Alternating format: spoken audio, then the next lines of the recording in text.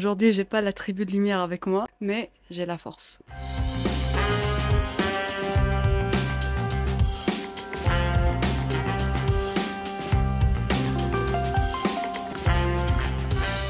Dans cet épisode, on va parler de dating. Pourquoi les relations dans notre génération ont perdu en substance, sont devenues plus décevantes. Pourquoi elles ne sont plus aussi solides qu'on les a connues avant. Alors déjà, il y a beaucoup de points noirs dans la scène du dating dans notre génération. Je ne peux pas vous parler de tout dans cette vidéo-là, mais j'ai relevé quelques aspects que je trouve assez récurrents et assez problématiques. Je ne veux pas me proclamer coach en relation, experte ou quoi que ce soit. Je pense qu'il faut justement faire attention aux informations qu'on reçoit, parce que maintenant, tout le monde peut se proclamer coach en relation, tout le monde peut se permettre de donner des conseils, des avis, alors que ça reste des points de vue subjectifs. Donc, gardez en tête que toutes mes conclusions, toute ma réflexion est basée sur une expérience subjective et une expérience d'observation.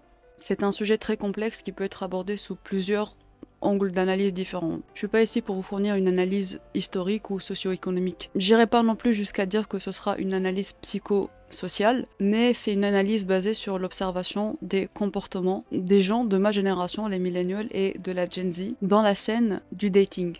Le premier point que je voulais aborder ici, c'est le masque du séducteur ou de la séductrice. C'est très marrant parce que c'est un contenu produit à outrance sur les réseaux sociaux. Comment séduire, comment être inaccessible, comment être une femme fatale, comment être un homme alpha, je sais pas quoi. On met beaucoup de focus sur l'attractivité, sur la séduction. La séduction, c'est un art, c'est important et on doit se séduire, je suis d'accord, complètement d'accord avec ça. Le problème avec la séduction, c'est quand ça devient une persona, un personnage. Et la plupart des gens le créent de manière consciente ou inconsciente. C'est un problème qui ne date pas que de notre génération à nous, mais il est amplifié dans notre génération de par le fait que maintenant la plupart des relations se font de manière numérique. À l'époque, pour rencontrer quelqu'un, ça se passait de manière un peu plus fluide, un peu plus spontanée. C'est soit quelqu'un que tu vas rencontrer dans un groupe d'amis lors d'une sortie, dans un bar, ou c'est quelqu'un avec qui tu vas te familiariser. Vous êtes dans le même environnement de travail, vous vous côtoyez, vous commencez à développer des sentiments. Et je trouve que c'est l'une des relations les plus saines parce que il y a un temps d'observation, il y a un temps de familiarisation. Sauf que maintenant, on passe beaucoup par les applications de rencontre, par les réseaux sociaux,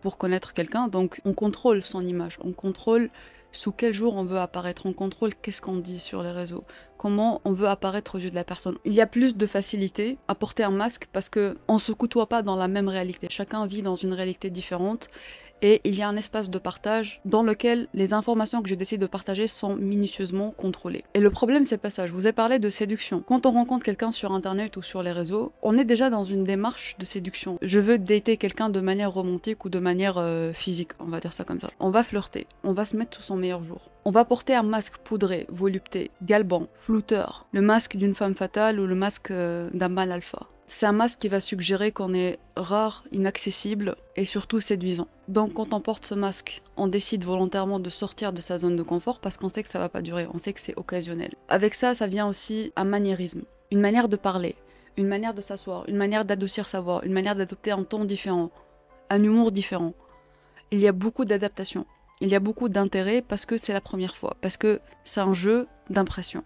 Trouver un point d'accroche, là où je me dis ok, là on peut s'entendre. Alors que pour construire une relation avec quelqu'un, c'est pas les centres d'intérêt en commun, c'est pas forcément les mêmes loisirs ou les mêmes hobbies qui comptent. On va apprécier le moment du date parce qu'il y a tout le glamour du dating. Il y a l'ambiance, il y a l'occasion, la rareté, le fait de se faire beau ou belle, le fait de profiter d'un verre, d'un restaurant. Il y a tout ce cadre de dating, toute cette culture autour du dating qu'on va apprécier derrière un masque. Et j'ai entendu beaucoup de gens dire je ne me sens pas moi-même ou je me sens plus moi-même quand je suis avec cette personne parce que tu vas adopter une personnalité ou un personnage pour plaire à cette personne et donc tu vas te sentir contraint de maintenir ces standards-là, de garder ce masque-là pendant tout le dating et donc tu vas vivre un peu avec une double identité. Soit tu vas perdre qui tu es, tu vas te perdre dans l'univers de l'autre personne tellement tu cherches à lui plaire. Là tu cherches à t'imprégner tellement de son monde que son monde finit par t'habiter.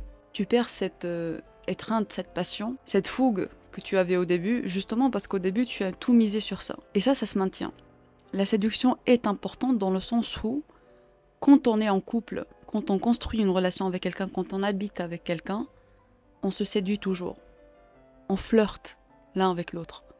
Je sais que moi personnellement je ne flirte pas avec n'importe qui, je flirte pas avec des gens que je viens à peine de rencontrer. Genre si je vais dater quelqu'un, je vais pas flirter avec.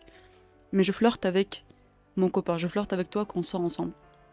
Je te séduis quand on sort ensemble. Mais ça, c'est juste mon approche. Hein. La séduction est un art qui se cultive dans le couple. C'est un art qu'on peut apprécier à deux. Sauf que dans la scène du dating, il est utilisé juste comme un appât, comme un accessoire à cet enchanteur ou enchanteresse. Misez sur le premier date, sur le glam du premier date, après que vous soyez officiellement ensemble. Parce que si vous rencontrez quelqu'un en passant par des réseaux sociaux ou des applications de rencontre, vous avez zappé l'étape de familiarisation, l'étape d'observation que d'autres personnes ont vécu.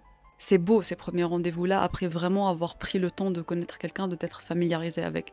Il y a cette hâte, il y a cette espèce d'impatience langoureuse, il y a cette espèce d'hésitation très attendrissante, il y a la peur au ventre, il y a tous ces éléments qui donnent vraiment envie de partager un moment exclusif avec cette personne-là.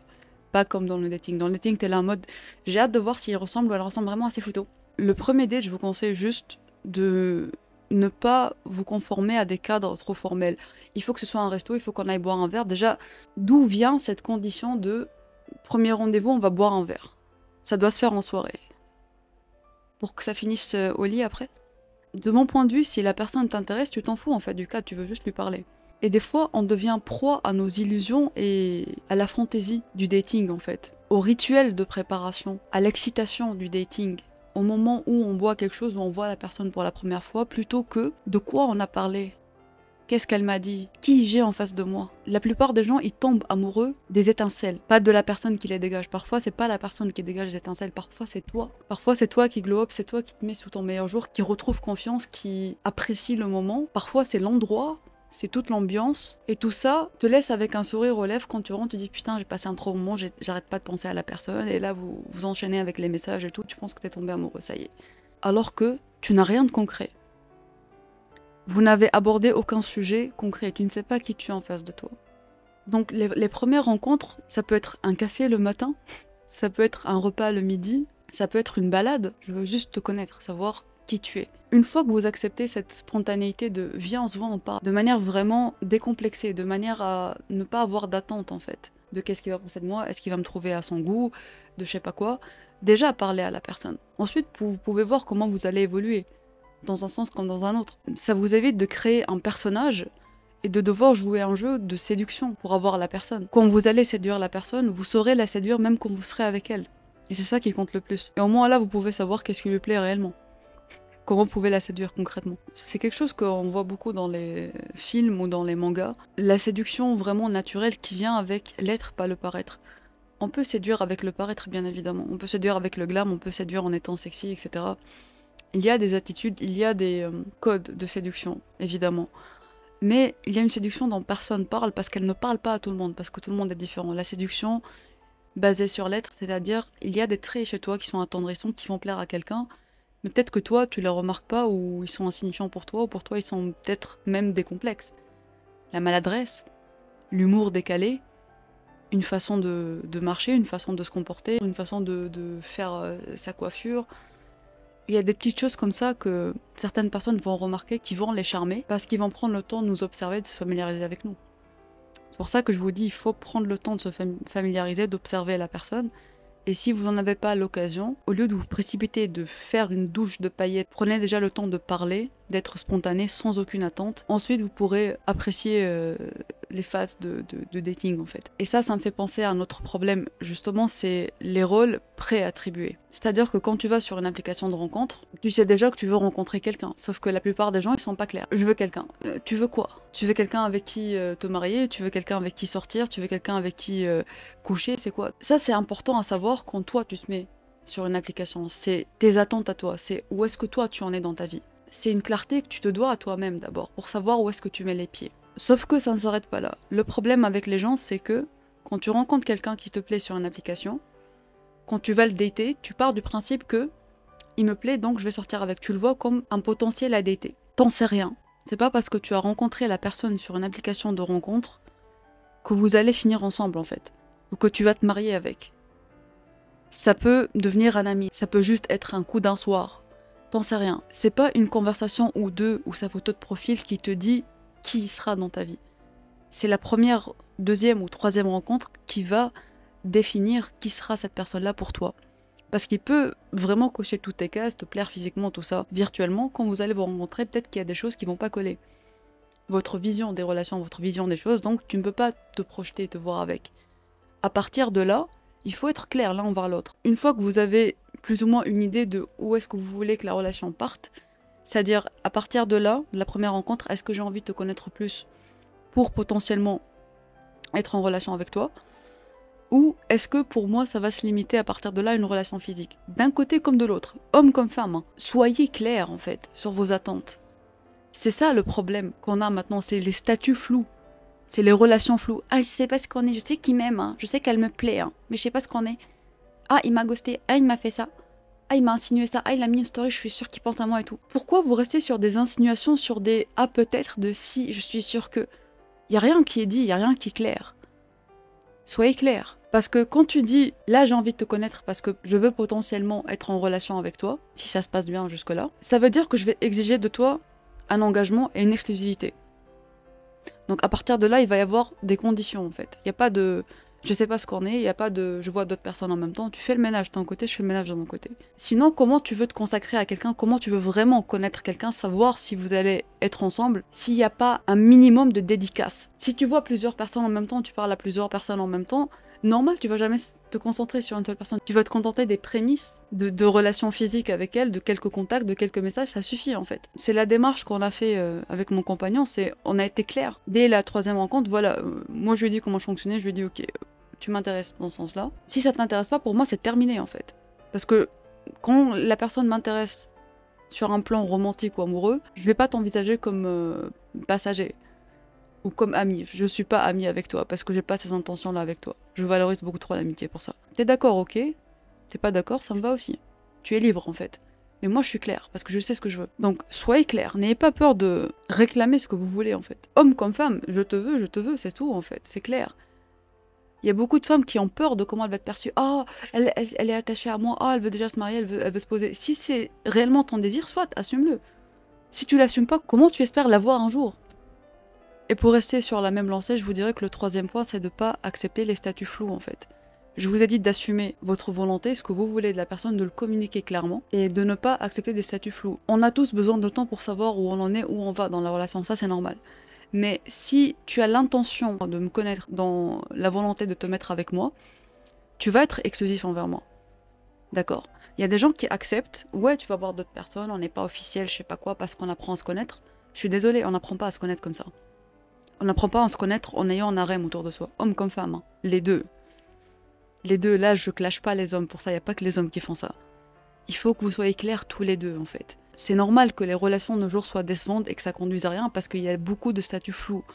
Avant c'était clair, en fait on est ensemble, on n'est pas ensemble, c'est tout. Maintenant il y a sex friend, il y a plan d'un soir, il y a je sais pas quoi en fait, il y a des noms farfelus qui apparaissent ici là juste pour pouvoir se donner un statut d'une quelconque importance pour se rassurer de signifier quoi que ce soit pour l'autre personne en fait. Je vais vous dire un truc, c'est assez radical mais ça va vous éviter beaucoup de maux de tête pour rien.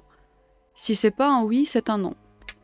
Partez de ce principe. Si c'est pas un oui, si je sais pas, je réfléchis encore, c'est un non. Parce que sinon, tu vas rester là à attendre, à espérer, à ne pas savoir où t'en es, à croire que c'est un oui alors qu'il y a rien. Si c'est pas un oui clair, c'est un non. Pars de ce principe-là. C'est pas parce que tu veux y croire que forcément il y a quelque chose en fait. C'est assez cruel à dire, mais si c'est pas dit, officialisé, si c'est pas clair, il y a rien en fait. Il y a pas de statut flou. On est ensemble, on n'est pas ensemble, point barre en fait. Autre point très problématique qui est la surabondance de profils et la rapidité. C'est ce qui fait que les relations maintenant sont remplaçables. Évidemment, tout le monde est remplaçable si tu prends pas le temps de les connaître. Si chaque personne pour toi se limite à une checklist de standards, de traits de personnalité, de centres d'intérêt, de statut, d'attributs physiques à avoir. Tout le monde est remplaçable en ce sens-là. Et maintenant, les gens se permettent de papillonner, d'entamer plusieurs relations, de rien officialiser parce qu'il y a cette surabondance. Il y a ce facteur dont toi tu m'as pas répondu, bah il y a quelqu'un d'autre.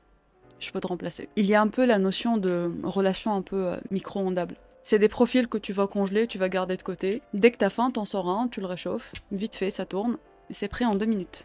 Je t'envoie un message, tu me réponds, t'es là. Il y a des relations que tu réchauffes parce que t'as pas vraiment pris le temps ni de les explorer complètement, ni de les terminer. Il y a des gens qui acceptent ça. Les relations ouvertes, il n'y a rien, mais ils sont toujours là dans tes feeds, tu sais pas pourquoi. They mean nothing to you, they mean shit. Ils sont là. Et toi, pour eux, t'es quoi?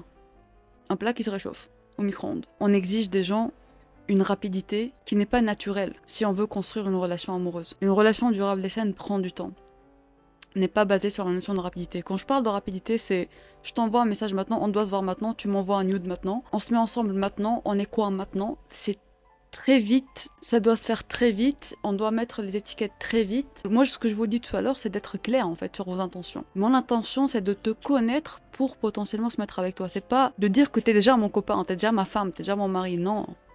Les gens veulent déjà le titre, le nom qui va avec, la rapidité, la disponibilité, quand eux ils veulent, mais qu'on leur lâche la grappe.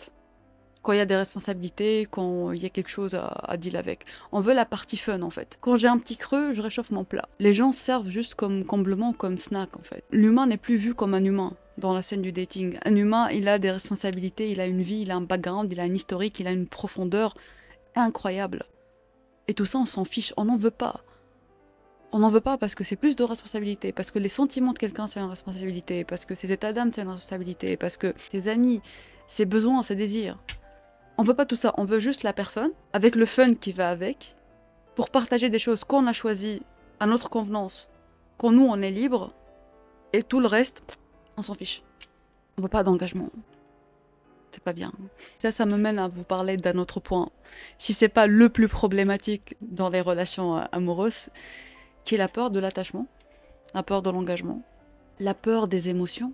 Maintenant, on parle beaucoup d'archétypes en psychologie, des personnalités évitantes qui ont des blessures d'abandon, de rejet. Je ne dis pas que tout ça, c'est de la merde ou que c'est faux. Bien sûr que c'est vrai, on a tous des blessures au fond de nous. Tout humain a peur de l'abandon. Partez de ce principe-là. Pourquoi? Parce que l'abri est un besoin. La protection est un besoin humain. Qui aime être abandonné? Donc on a tous des peurs. Mais maintenant, vu qu'il y a une psychologie expliquée derrière, il est justifiable. C'est pas ma faute. J'ai une peur de l'abandon. J'ai une personnalité évitante. Je ne peux pas m'attacher. Je justifie ça par un concept psychologique. Ça veut dire que je suis foutue en fait.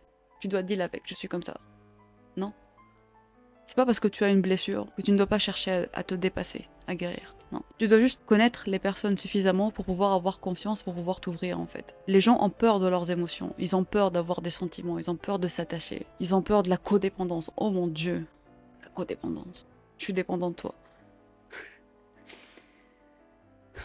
Quand tu es en relation saine avec quelqu'un, tu es attaché à la personne, que tu le veuilles ou non. Quand c'est problématique, on parle d'excès, les gars. Tu dois toujours être avec moi H24, je te harcèle avec des coups de fil, vraiment des schémas toxiques ou des pensées parasitantes qui sont projetées sur l'autre personne. Là, ça devient problématique. Mais l'attachement, il est sain. Comment tu veux savoir que la personne compte pour toi si tu n'es pas attaché à elle?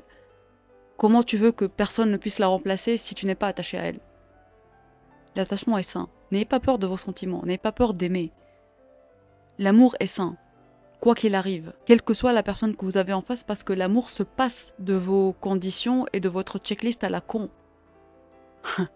Je ne dis pas qu'on tombe toujours amoureux des bonnes personnes. Ça peut arriver, on peut tomber amoureux de très mauvaises personnes, mais l'amour ne choisit pas. Et l'amour s'honore, quelle que soit la relation qu'on décide d'avoir avec la personne. C'est ça que les gens ne comprennent pas, c'est que quand tu tombes amoureux de quelqu'un, si tu décides avec ton cerveau, ta logique, que c'est pas une bonne personne pour toi, qu'elle va te pourrir la vie ou que vous n'êtes pas compatible, tu peux te réserver de faire des actions envers elle, d'entamer une relation avec elle. Mais tu peux te permettre de l'aimer parce que tu n'as pas choisi de l'aimer. Ton cœur a choisi de l'aimer, soit. J'accepte de t'aimer, mais je ne me mettrai pas avec toi, je ne ferai pas d'efforts envers toi. Parce que la relation qu'on va construire ne va pas être saine. C'est pas le sentiment qui est problématique, c'est pas l'amour qui est problématique, c'est ce que cet amour te fait faire. C'est ta réaction vis-à-vis de l'amour. Tu penses que parce que tu aimes la personne, tu dois être avec elle, tu es condamné. Non, tu n'es jamais condamné à faire quoi que ce soit. L'action, elle est toujours indépendante de l'émotion. Donc chaque émotion doit être honorée pour ce qu'elle est. Surtout l'amour, c'est le sentiment le plus humain et sain qui existe. Vous voulez enlever ça? Vous avez peur de ça? Ayez peur des actions que vous faites en obéissant à une émotion quelconque. Amour ou haine ou vengeance ou passion, quelle que soit l'émotion. Gardez sous surveillance vos réactions à l'émotion, pas à l'émotion. Et qu'est-ce qui se passe quand on a peur d'aimer? Eh bien, on s'attend à recevoir sans rien donner. Je dois d'abord m'assurer que tu vas exprimer tes sentiments envers moi, tu vas me donner des choses, tu vas faire des gestes envers moi. Seulement une fois que moi je suis rassurée, que je peux faire un mini pas envers toi. parce que j'ai trop peur que tu m'exploites, que tu me rendes pas les choses. N'ayez pas peur de donner, n'ayez pas peur de faire le premier pas. Je vous l'ai déjà dit dans la vidéo sur le Princess Treatment, on s'en fiche en fait de qui fait le premier pas. Toute relation humaine, même pas amoureuse, c'est un jeu d'échecs. Qui a les blancs, qui a les noirs. On est en 2025, on est encore en train de débattre des rôles encore genrés, quoi. Qui fait le premier pas? Ah, je suis une femme, je dois pas faire le premier pas, hein, c'est un homme, je sais pas quoi. On s'en fiche qui a les blancs, qui a les noirs en fait. Dans les jeux d'échecs, c'est ceux qui ont les pions blancs qui bougent en premier. Hein. C'est ça l'analogie. Je te veux, je fais un pas envers toi, j'en ai rien à foutre en fait. Mon pas il est fait, maintenant j'attends que tu réciproques. Si tu fais pas de pas envers moi, là j'arrête en fait. Donc le problème c'est pas de donner, c'est à qui tu donnes et à quelle fréquence. Parce que si tu donnes à quelqu'un qui ne te rend rien, là ça va être un problème. C'est pas d'être celui qui donne en premier. C'est pas le fait d'être généreux de cœur, pas du tout. C'est le fait de ne pas savoir reconnaître si la personne sait réciproquer ou pas. Quand tu fais le premier pas, ne fais pas aussi le deuxième. C'est ça qu'il faut garder à l'esprit. Et si vous voulez recevoir, si vous voulez de l'attention, si vous voulez de l'amour, apprenez déjà à donner. N'ayez pas peur de donner. N'ayez pas peur d'aimer. Et ça, c'est aussi un gros problème qu'on a dans notre génération, c'est la validité des émotions en fait. On pense que nos émotions ne sont valides que s'ils sont réciproqués. Donc, si moi je t'aime, j'ai le droit de te l'exprimer que si toi aussi tu m'aimes. En fait, moi aussi j'avais cette préconception-là jusqu'à ce que je vive quelque temps au Japon. Les Japonais ils sont très décomplexés vis-à-vis de ça en fait. Ils s'en foutent. Ils honorent leurs sentiments pour ce qu'ils sont. Ils t'aiment, ils vont te faire une confession, ils vont honorer leurs sentiments. Ça m'a réconcilié avec les émotions de manière personnelle parce que pourquoi j'ai besoin que mon sentiment soit réciproqué pour qu'il compte, pour qu'il signifie quoi que ce soit? C'est pas de l'amour s'il est pas réciproqué. S'il est pas réciproqué, on peut pas avoir une relation. Je ne peux pas faire d'action envers toi. Je n'ai pas de légitimité à te réclamer quoi que ce soit. Ça oui. Mais je suis légitime de t'aimer. Vos émotions, quoi que la personne en dise ou en pense, elles sont valides. Tu as le droit de les exprimer. Exprimer tes émotions ne veut pas dire que tu as des attentes de l'autre personne. Si je t'exprime mes sentiments, c'est parce que c'est mes sentiments, ils m'appartiennent. Je décide de les honorer. C'est pas parce que j'attends une réciprocité de ta part. La réciprocité que tu vas m'apporter va me permettre de me projeter avec toi, de me dire ok, ton amour pour moi il est réciproque, donc là on peut construire une relation à deux. Là je peux me permettre de faire des actions plus grandes envers toi, de m'engager. Donc les gars, gardez à l'esprit que la réciprocité ou la validation émotionnelle est uniquement une permission à l'établissement d'une relation, pas une permission à l'émotion en tant que telle, parce que l'émotion elle est déjà là. Il y a aussi un gros problème de perception des relations amoureuses comme étant une chaîne en fait, ou une restriction. Je vais perdre ma liberté, je vais avoir des responsabilités, parce qu'on associe ça à la responsabilité d'avoir une famille ou d'avoir des enfants, de construire une maison, à toute la partie administrative ou toute la partie officielle juridique. Et on a peur des responsabilités, on a peur de se rajouter une charge. Donc on voit les relations comme une chaîne, comme je suis enchaînée à une seule personne. C'est un problème de perception, c'est pas une réalité ça. Parce que premièrement, ça dépend de qui tu as en face de toi, ça dépend de la personnalité de qui tu as en face de toi, ça dépend de vos visions respectives. Et une relation est supposée te faciliter la vie, pas te rajouter plus de charge mentale en fait. Vous êtes supposés partager les charges, vous soulager l'un l'autre, vous faire du bien en fait. Alors oui, il y a des responsabilités, il y a une responsabilité vis-à-vis de l'autre aussi, parce que tu vas le soutenir quand ça va pas, et vice-versa. Mais c'est pas une contrainte pour autant, parce que c'est ça aussi les relations qui comptent. C'est pareil en amitié. Est-ce qu'on est amis uniquement quand tout va bien? Quand tu es en difficulté, on n'est plus amis? Ça marche pas comme ça, c'est la même chose en fait dans les relations amoureuses. C'est pas une plus grande contrainte pour autant. Il y a des gens qui ont honte même de dire je veux une relation stable, je veux une famille, je veux quelqu'un avec qui passer ma vie, je veux vivre avec quelqu'un. Cette vision vraiment romantique qui est devenue presque bisounours ou désespérée maintenant, on a honte de l'admettre presque. Parce qu'on passe pour quelqu'un de désespéré ou quelqu'un qui mendie l'amour de l'autre alors que pas du tout. Si c'est ton besoin, si c'est ta volonté, assume-la. Personne n'a le droit de critiquer ce que tu veux en fait d'une relation. S'il peut pas te la donner, c'est sa liberté. Ça c'est quelque chose que tu dois respecter, tu passes à autre chose, y a pas de souci. Mais c'est pas ça qui va t'imposer comment réfléchir ou ce que tu vas vouloir de la vie. Ça c'est toi qui le décides. Et n'aie pas peur de l'assumer. Autre problème que je vois souvent, c'est le fait que la plupart des gens, ils savent même pas ce qu'ils veulent d'une relation. Je sais exactement quel genre de personne me conviendrait, avec qui je voudrais passer ma vie. Je sais comment elle doit se comporter, comment elle est physiquement, quel trait de personnalité elle doit avoir, son statut, combien elle gagne, etc. Mais je ne sais pas quel genre de relation je me vois avoir avec elle. Je ne sais pas quelles sont mes attentes d'une relation. Quel avenir est-ce que je vois avec ce genre de personne? Donc je vous invite vraiment à questionner vos besoins d'une relation. Quel genre de relation vous voulez? Une relation amoureuse, c'est pas que la personne que tu as en face, c'est pas que toi. Il y a un travail que la personne va faire sur elle-même de son côté individuellement, il y a un travail que tu fais sur toi-même individuellement, puis il y a la relation que vous construisez tous les deux à deux. Et ça, c'est pas uniquement basé sur des intérêts en commun, sur des traits de personnalité, sur des standards cochés en fait. Ça implique aussi un quotidien de vie, une familiarisation, comment est-ce que l'autre réagit à mes traits de personnalité, pas seulement comment il est ou comment je suis, comment tu réagis à moi et comment je réagis à toi, comment on travaille ensemble, comment est-ce qu'on se rend plus fort l'un l'autre, comment est-ce qu'on se soutient, comment est-ce qu'on exprime notre amour, notre affection l'un envers l'autre, comment est-ce qu'on se trigger, dans le bon comme dans le mauvais sens, qu'est-ce qu'on partage tous les deux, à quoi ressemble notre quotidien tous les deux, à quoi ressemblent nos deux mondes fusionnés, nos groupes d'amis ensemble. C'est pour ça que ça prend du temps, parce que tout ça prend du temps. Allez, deux autres problèmes après je vous lâche. Ça c'est un problème très génie, du coup c'est la consommation virtuelle des relations. Par pitié, n'utilisez les DM ou les messages que pour planifier. Les gens consomment la relation virtuellement. Comment est-ce que tu veux que j'ai envie de te voir si on se parle H24 en fait? Il y a des gens qui sont fiers. On s'est parlé toute la nuit, on se parle tous les jours et tout. Et des fois, ils habitent même dans le même quartier ou dans la même ville. Et ils se parlent tout le temps par SMS. On contrôle plus ce qu'on dit quand on écrit, on a plus de temps de réflexion. On ne sait pas ce que la personne fait derrière son écran. Je ne te vois pas sourire, je ne te vois pas réagir, je ne te sens pas. Il n'y a pas ce contact, il n'y a pas cette humanité. Non. Et tout le monde, là, c'est bon, on s'est vu une fois, on consomme la relation virtuellement. Utilisez vos DM, vos téléphones uniquement pour planifier ou pour parler de choses vraiment futiles. Juste un petit bonne nuit, un bonjour mon chéri, bonjour ma chérie, un bisou, ou je sais pas, un mème drôle, ou je sais pas, des vidéos de chat. C'est à vous de voir en fait ce que vous envoyez, mais par pitié, arrêtez d'utiliser les téléphones pour parler. Tu m'étonnes que la relation n'a pas de goût, d'intérêt. De quoi vous allez vous parler quand vous allez vous dater en fait? Comment vous voulez créer cet intérêt, ces sujets de conversation, ces expériences qui peuvent être que vécues face à face? Si vous parlez de tout, tu connais déjà toute sa life, parce que vous parlez par DM ou par Snap tous les soirs en fait, ou tous les jours. Vous aurez même pas besoin de ghoster ou de vous demander si la personne vous a ghosté, parce que vous utilisez votre téléphone pour planifier. Ça m'intéresserait de parler de ça avec toi, j'ai plein de trucs à te raconter, plein de trucs que j'ai envie de savoir sur toi. Tiens, on se voit après le taf, on fait une balade, on parle de ça, voilà. Ça conduit beaucoup de gens à vraiment vivre la relation dans leur tête, à la limérance. Beaucoup de gens vivent des relations dans leur tête en fait, ils vivent dans le fantasme. Ils touchent pas à la personne en face. Ils savent pas comment ils fusionnent ensemble, comment ils communiquent réellement ensemble. Et ils tombent amoureux de l'image qu'ils se font de cette personne, de ses mots, de ses promesses écrites. Pas de ce qui est observé, de ce qui est vécu. Dans une relation, vous êtes supposé être disponible, l'un pour l'autre. Je ne dis pas disponible H24, mais au minimum disponible si vous voulez construire quoi que ce soit en fait. Et être tout le temps sur son téléphone, c'est être indisponible pour l'autre en fait. Tu ne vaux pas la peine pour que je fasse un déplacement pour toi, en fait. Même les relations à distance. Hein. Les relations à distance, c'est pour envisager, pour planifier de se mettre ensemble, de voir comment on peut progresser à partir de là. Et du coup, le dernier point dont je voulais vous parler, c'est le lâcher-prise. Pour vous le dire très clairement, si ça te prend trop d'efforts, c'est que c'est perdu d'avance. L'amour n'est pas un combat.